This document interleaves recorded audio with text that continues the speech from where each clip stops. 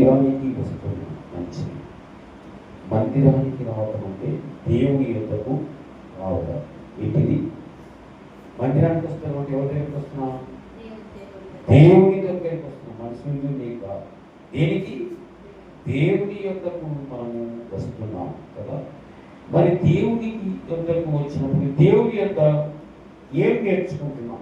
మందిరానికి వచ్చి మనము ఏమి నేర్చుకుంటున్నాం? ఊరికి వస్తున్నాం పోతున్నాం అంతేనా? ఏమైనా నేర్చుకుంటున్నామా లేదా? ఏదో ఒకటి నేర్చుకోవాలి కదా. దేవుని సన్నిధానికి వచ్చినప్పుడు దేవుడు మనకు ఏం నేర్పిస్తున్నాడు, ఎలా ఉండాలి, ఎలా బ్రతకాలి, ఎలా జీవించాలి, ఏది మీరు నేర్చుకోవాలి అనేటువంటిది దేవుని యొక్క సన్నిధానంలో బోధిస్తున్నప్పుడు వాటిని మనము నేర్చుకోవాలి. అలా నేర్చుకున్నప్పుడు దేవుడు నిన్ను, మనందరినీ కూడా, సంఘాన్ని కూడా ఆశీర్వదిస్తాడు. మత్తయి రాసిన సువార్త 11వ అధ్యాయము, మత్తయి రాసిన సువార్త 11వ అధ్యాయం 28 నుంచి 30 వరకు 2 వచనాలు మనం చదువుకుందాం. ప్రయాసపడి భారము మోసుకొని పోతున్న సమస్త జనులారా, అందరికీ, సమస్తము అంటే అందరికీ, ఓ లోక పాపమును మోసుకొని పోతున్న సమస్త జనులారా, ప్రయాసపడి భారము మోసుకొని పోతున్న సమస్త జనులారా, నా యొద్దకు రండి, మీకు విశ్రాంతి కలగజేసేదను. హల్లెలూయా. విశ్రాంతి కలగజేస్తా. ఆయన యొద్దకు వస్తే ఆయన మనకు విశ్రాంతిని కలగజేసేవాడు. విశ్రాంతి, సమాధానము, నెమ్మదిని ఆయన అనుగ్రహించేవాడు. ఆయన సన్నిధానానికి వస్తే అనేక లోక భారాలను మోసుకుంటూ, కుటుంబ భారాలు అన్నీ కూడా మోసుకొని పోచుంటున్నాం. అయితే దేవుని యొక్క వాక్యం ఏం తెలుస్తుందంటే, ఏం తెలుస్తున్నది? ప్రయాసపడుతున్నారు. ఊరికి మీరు ప్రయాసపడుతున్నారు, భారం మోసుకొని పోతున్నా సమస్త జనులారా, నా యొద్దకు రండి. నా యొద్దకు వస్తే మీకు నేర్పిస్తాను. నా యొద్దకు రండి, నేను మీకు విశ్రాంతి కలుగజేస్తాను. నేను సాత్వికులను, దీన మనస్సు గలవాడను గనుక మీ మీద నా కాడి ఎత్తుకొని నా యొద్ద నేర్చుకోండి. హల్లెలూయా. కాడి అంటే ఆయన చెప్పే ఆజ్ఞలు, ఆయన మాట్లాడే ప్రతి మాట మన మనస్సులో ఉంచుకోవడం, మన హృదయంలో ఉంచుకోవడమే మోయడము. మీరు నా యొద్ద నేర్చుకొనుడి అంటున్నాడు.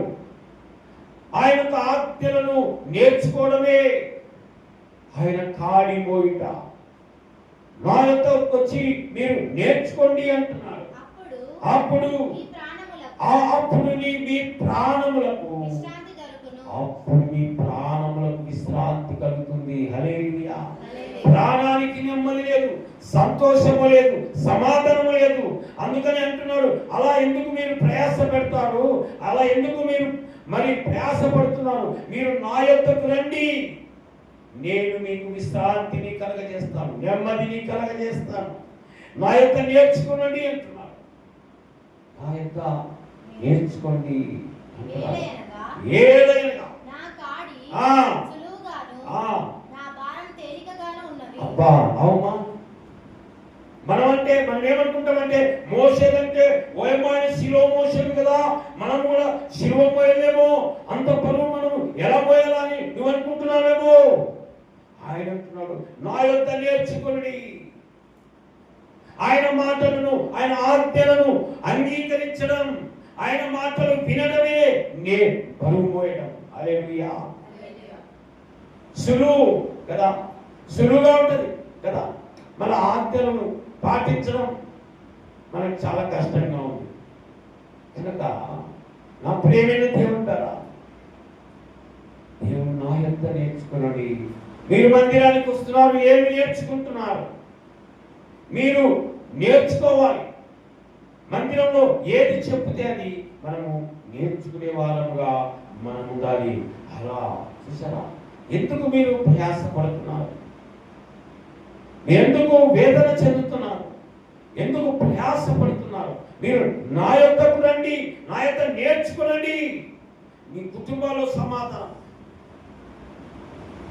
కావాలి అంటే మీరు నా యొక్క నేర్చుకుని ఆ సమాధానాన్ని నేను మీకు ఇస్తాను కదా.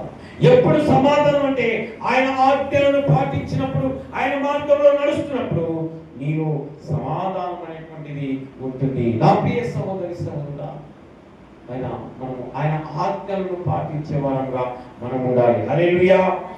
చూడండి, ద్వితీయోపదేశకాండము 14వ అధ్యాయము 23వ వచనం మనం చూద్దాం. ద్వితీయోపదేశకాండము 14వ అధ్యాయము 23వ వచనం. ఈ దినములన్నిటిలో నీ దినములన్నిటిలో నీ దేవుడైన యెహోవాకు నీవు భయపడు నేర్చుకొనున్నట్లు, నీ దేవుడైన యెహోవాకు నీవు భయపడ నేర్చుకున్నట్లు నీ దేవుడైన యెహోవా తన నామమునకు నివాస స్థానముగా ఏర్పరచుకొను స్థలమున ఆయన సన్నిధిని నీ ద్రాక్షరసంలో గాని నీ నూనెలో గాని 10వ వంతు నీ పశువులలో గాని గొర్రె మేకలలో గాని తొలిచూలు వాటిని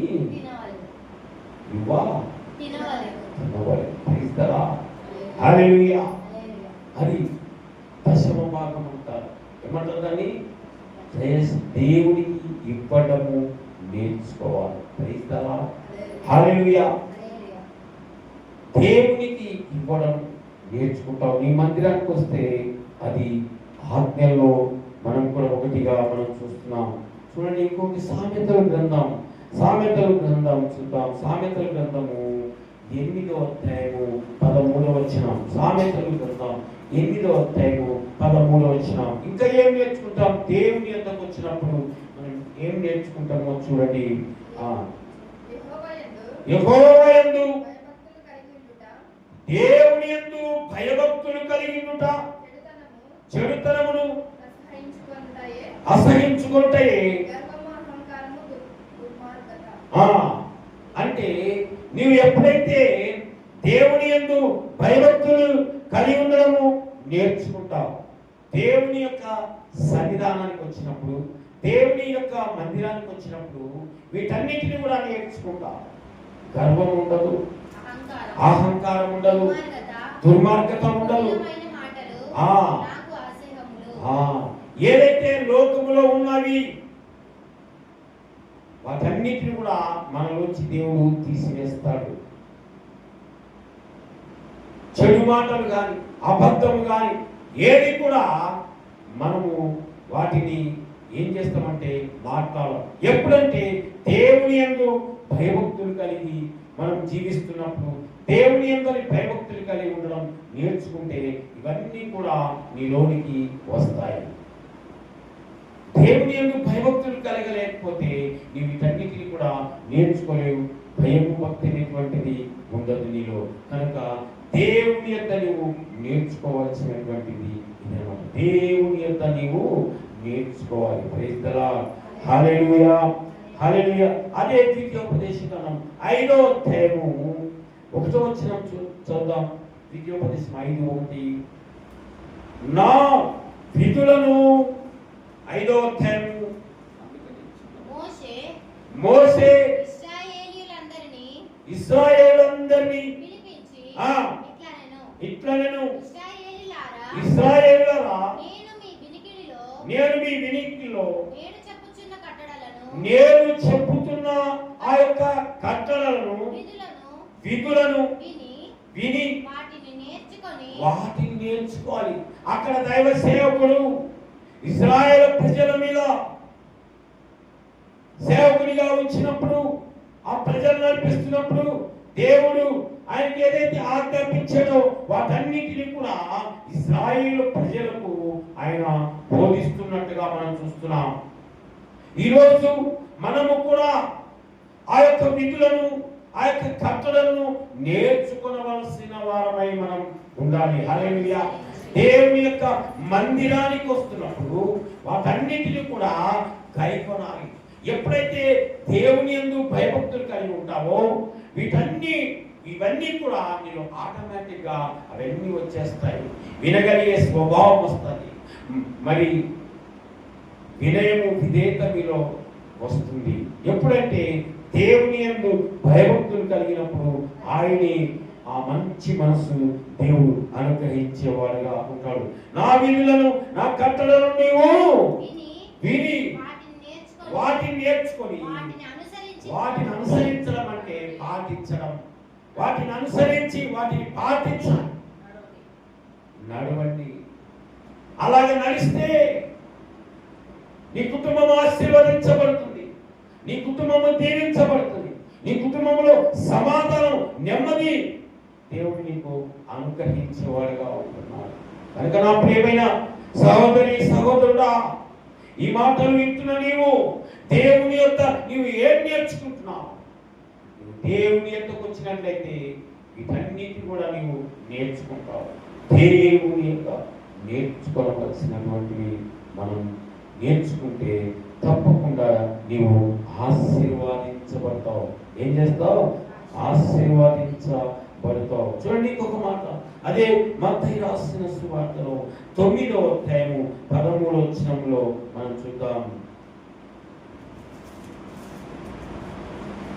మత్తయి రాసిన సువార్త, అయితే నేను పాపులను పిలవచ్చితిని కానీ నీతిమంతులను పిలవరాలేదు. కనుక కనికరమునే కోరుకుంటున్నాను కానీ అని వాక్య భావం ఏమిటో మీరు వెళ్ళి నేర్చుకోవాలి. Praise the Lord. హల్లెలూయా. వీటన్నిటిని కూడా నేర్చుకోవాలి. నేర్చుకొని నీవు నీ కుటుంబంలో నీ పిల్లలకు నేర్పించాలి. చూడు అక్కడ అది కూడా ఉంది, నీవు నీ పిల్లలకు నేర్పించమని. ద్వితీయోపదేశకాండము 6వ అధ్యాయము 6-7 వచనంలో, ద్వితీయోపదేశకాండము 6వ అధ్యాయము 6-7 వచనం, నేను నీకు ఆజ్ఞాపించు ఈ మాటలు నీ హృదయంలో ఉండాలి. ఎక్కడా? నీ హృదయంలో ఉండాలి. ఎవరు? తల్లిదండ్రులైనటువంటి మనం మన హృదయంలో వాటిని ఉంచుకొని నీవు నీ కుమారులకు వాటిని అభ్యసింపజేసి నీ ఇంట కూర్చున్నప్పుడు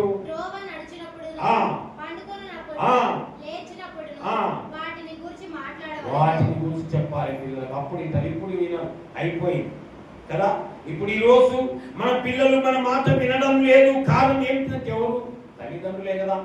మనం ముందు అలా చెప్పింటే, అలా నేర్పించింటే, అలా మందిరానికి నడిపించింటే ఈ రోజు నీ పిల్లలు నీ మాట వినేవాళ్ళు. అలా మనం నేర్పించలేదు కదా. దేవుని యొక్క వాక్యం ఏం చెప్తున్నదంటే, నీవు నీ పిల్లలకు వీటిని నేర్పించు. ముందుగా నీవు విను. నీ విన్న తర్వాత వాటిని నీ హృదయంలో ఉంచుకొని నీవు ఇంటి దగ్గర నీ పిల్లలకు వాటిని బోధించేవాడివిగా నీవు ఉండాలి. అలా ఉన్నప్పుడు వాటి పిల్లలకు నేర్పించినప్పుడు వారు చక్కగా దేవుని యందు భయభక్తులు కలిగి ఉంటారు. వారు పెద్దవారైనప్పుడు వాటి నుంచి వారు తొలగిపోరు. నీ మాట చక్కగా వింటారు. మరొక్కై వంగనిది రానై వంగలు కదా. పిల్లలుగా ఉన్నప్పుడే మనము నేర్పించే వారంగా మనం ఉండాలి. మన పిల్లలను దేవుని యందు భయభక్తులుగా క్రమశిక్షణలో, దైవికమైన క్రమశిక్షణలో పెంచే వారంగా మనం ఉండాలి.